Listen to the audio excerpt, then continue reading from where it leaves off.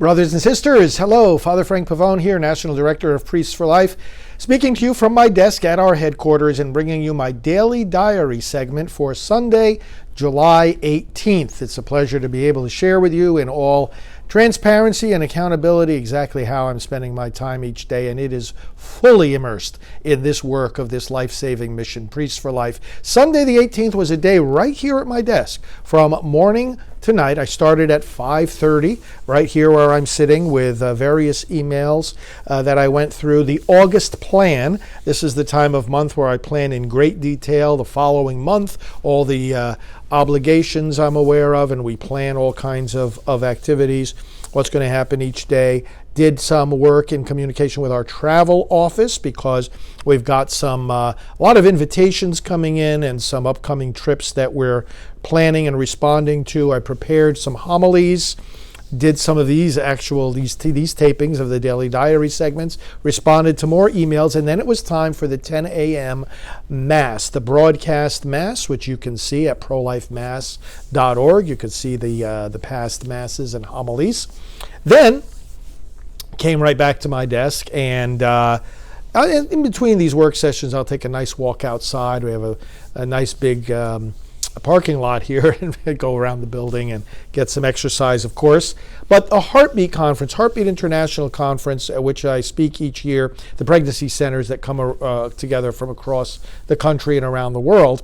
I always get the full recording of all the sessions, all the workshops. When you're there at the conference, obviously you can't attend all the workshops. You can only attend a few of them, as a matter of fact. But I always get all the recordings and listen to all the recordings. I've been doing that for many years, and so I had to do some communicating with some of the staff that are working that out and getting those recordings into our possession.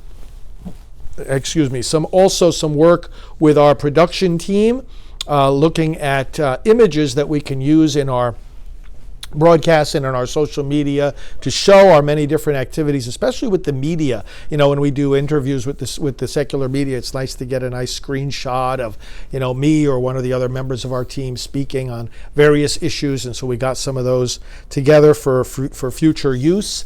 I worked with the data department a little bit in terms of being able to perfect our ability to identify where priests are in certain areas.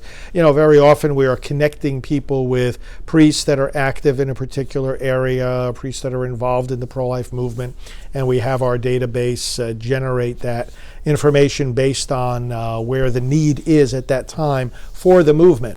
I also did some work in planning for the Priests for Life participation in pro-life Eucharistic revival. You're going to be hearing about a Eucharistic revival that the various dioceses throughout the United States will be engaged in next year and in the 2 years after that.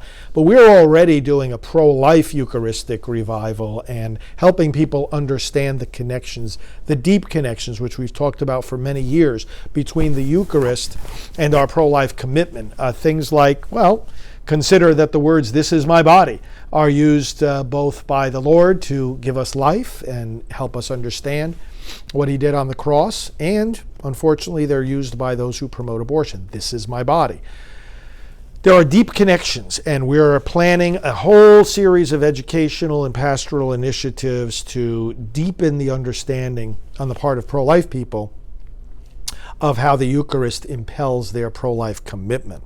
Then, of course, I did work in regard to media bookings for the coming days and weeks. The liturgical calendar, getting the liturgical calendar for 2022 so that we can begin. In fact, I began on Sunday the overall planning of the 2022 calendar. So many things have to be put in place a year in advance. You've got to know how the dates of certain conferences, for example, at which I need to be present, overlap with dates that we might be planning to have our pastoral team come here for a meeting.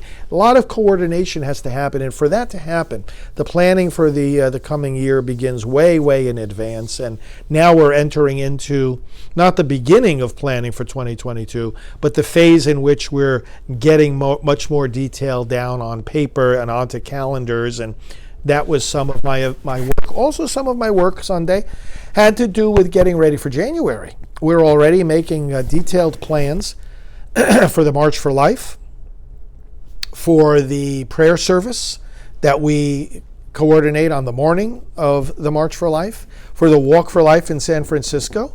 Once again, this year, as has happened in the past, I will be at the March for Life on Friday, January 21st, and then flying that night to San Francisco to take part in the Walk for Life on Saturday, January 22nd. That's how it falls in 2022.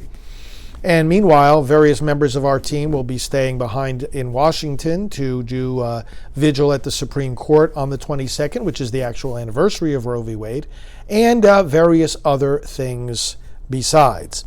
We're also planning for events in October at the Supreme Court in focusing in on the Mississippi case, which is a very big abortion case that the court is hearing, and we're going to have some public events the first weekend of October. You'll be hearing more about that, but the various planning is going on with that, and I've been having to draw up memos and send out communications and converse with leaders and so on. So I did a number of those kinds of things here at my desk. And then finally, looking ahead to Advent and Christmas, I have had for years an ebook called Christmas for the Unborn. Now we are expanding it a little bit, and we're going to make it into a printed book available this Advent. So be on the lookout for that, but of course that requires some work here at my desk. Morning tonight on Sunday, this is where I was, and of course with the worship of the Lord in between all that, and shaping the day, a day of joy in the service of life. So thank you for listening to my daily diary segments. I do this every day so that you can know what I'm doing, how I'm spending the time, energy, and resources that the Lord gives me also through you to do this work of advancing the pro-life message. Father Frank Pavone here of Priest for Life. We will talk to you soon.